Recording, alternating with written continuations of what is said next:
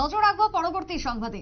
ভোটের দিন প্রিসাইডিং অফিসারকে চড় থাপ্পড় মারার অভিযোগ উঠে আসলো। গতকাল পূর্ব লোকসভা আসনের নির্বাচন ভোটের দিন ছিল এবং সেই ভোটের দিন অভিযোগ উঠে আসলো প্রিসাইডিং অফিসারের গালে থাপ্পড় মারা, তার সঙ্গে বেধড়ক মার। দুষ্কৃতীদের দিকে অভিযোগের আঙুল। এক্সক্লুসিভ সেই ছবি দেখছেন এই মুহূর্তে নিউজ ভ্যানগার্ডের পর্দায়। গতকালকের ঘটনা আরো একবার জানাই, গতকাল 55 বাগবাসা বিধানসভা কেন্দ্র এবং সেই বিধানসভা কেন্দ্রের 22 নম্বর পোলিং স্টেশন, যে পোলিং স্টেশনে ঘটেছে রীতিমতো এমনই একটি ঘটনা যেখানে চড় থাপ্পড় মারার অভিযোগ প্রিসাইডিং অফিসারকে। একজন সরকারি কর্মচারী, দেখুন সেই ছবি যেখানে প্রিসাইডিং অফিসার ভোটের কাজে নিযুক্ত ছিলেন, তিনি তাকে কিভাবে মারা হচ্ছে একেবারে এক্সক্লুসিভ দেখাচ্ছি এই মুহূর্তে নিউজ ভ্যানগার্ডে। আপনারা দেখছেন সেই ছবি গতকালকে 55 বাগবাসা বিধানসভা কেন্দ্রের 22 নম্বর বুথ থেকে উঠে এসেছে এই ছবি। আরো একবার দেখাবো, দেখুন প্রিসাইডিং অফিসারকে কিভাবে মারা হচ্ছে, টেনে হিচড়ে বার করা হয় এবং সেই জায়গাতে প্রশ্ন, নিরাপত্তা রক্ষীরা রয়েছেন কিন্তু কি করছেন তারা, কি করছেন তারা, প্রশ্ন উঠেছে বারবার। আরো একবার দেখাচ্ছি, দেখুন যেখানে প্রিসাইডিং অফিসারকে টেনে হিচড়ে মেরে তাকে চড় থাপ্পড় মারা হচ্ছে। দাঁড়িয়ে রয়েছেন সেই জায়গাতে নিরাপত্তা কর্মীরা, কিন্তু কি করছেন তারা, সামান্যভাবে বচসা, তারপরে সবকিছু থুমথাম। কেন, কিসের কাজে রয়েছেন নিরাপত্তা রক্ষীরা, প্রশ্ন উঠে এসেছে গতকালকের 55 বাগবাসা বিধানসভা কেন্দ্রের হরুয়া উচ্চ মাধ্যমিক বিদ্যালয় থেকে, যেখানে দাঁড়িয়ে রয়েছেন ভোটাররা। সকলেই হতবাক, অবাক হয়ে গেছেন, প্রত্যেকেই দেখছেন এই ছবি।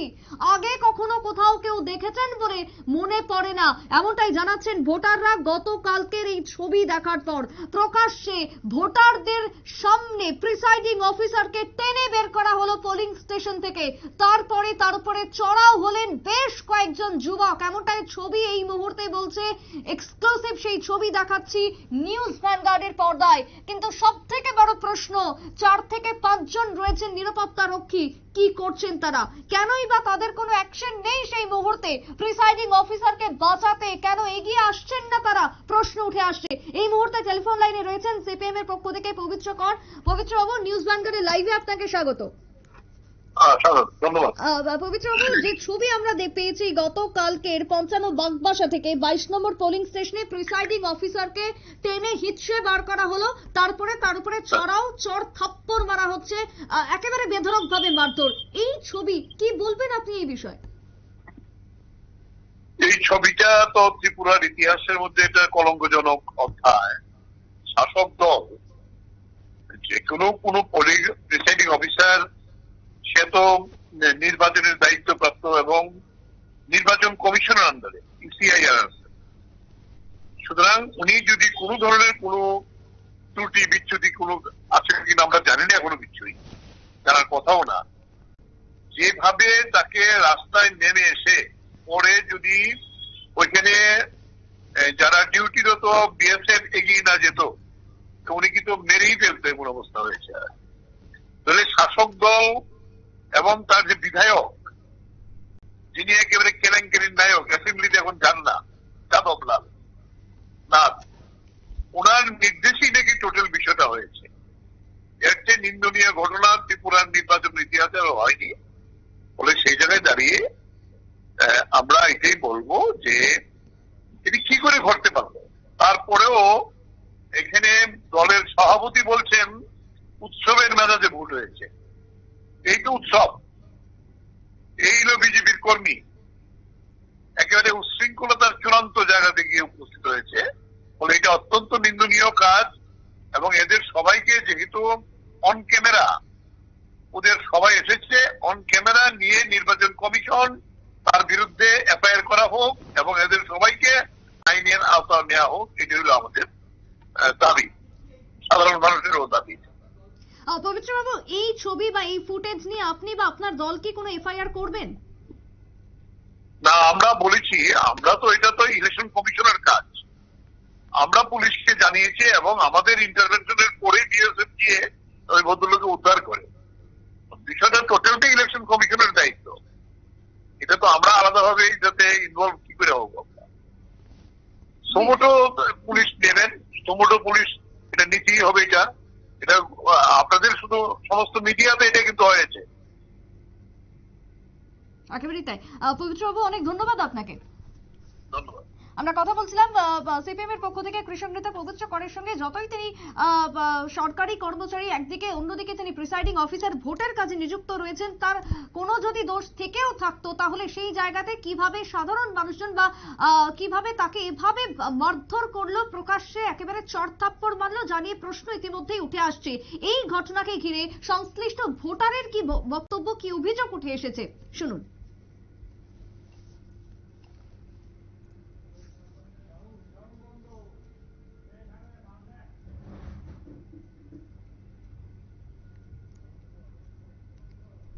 আপনার নমস্কার, আমি ভিতরে গেছিলাম বুথ সেন্টারে ভোট দেওয়ার জন্য। কত নম্বর বুথে? 22 নং বুথে।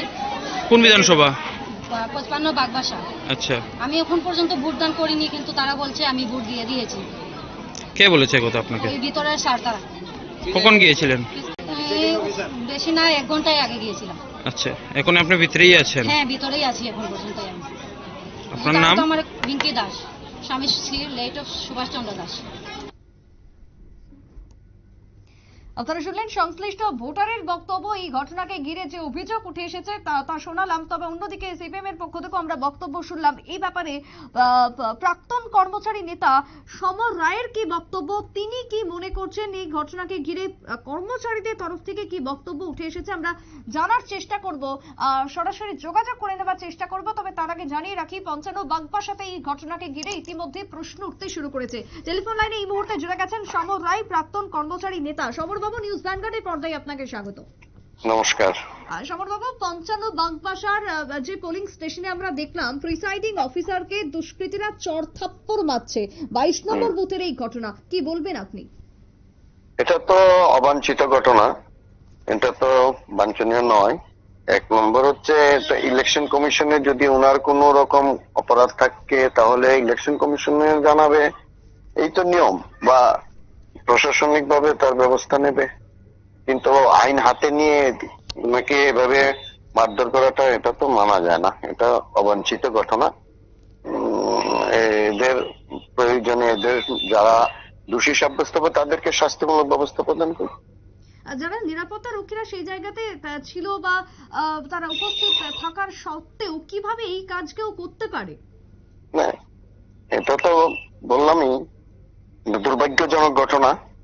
কারণ এভাবে পুলিশের সামনে যদি ঘটনা ঘটে থাকে, তো পুলিশ যদি নিরাপত্তা দিতে ব্যর্থ হয়ে থাকে, তাহলে সেটা প্রশাসনের হস্তক্ষেপ জানানো হোক, এবং যিনি আক্রান্ত হয়েছেন উনি নিশ্চয়ই সেই সমস্ত ঘটনা জানাবেন।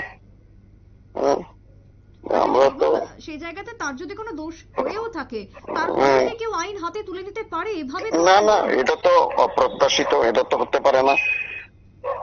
আইন তো হাতে নিয়ে এভাবে ওকে লাঞ্ছিত করা, এটা তো সত্যি, এটা খুব দুঃখজনক, দুর্ভাগ্যজনক।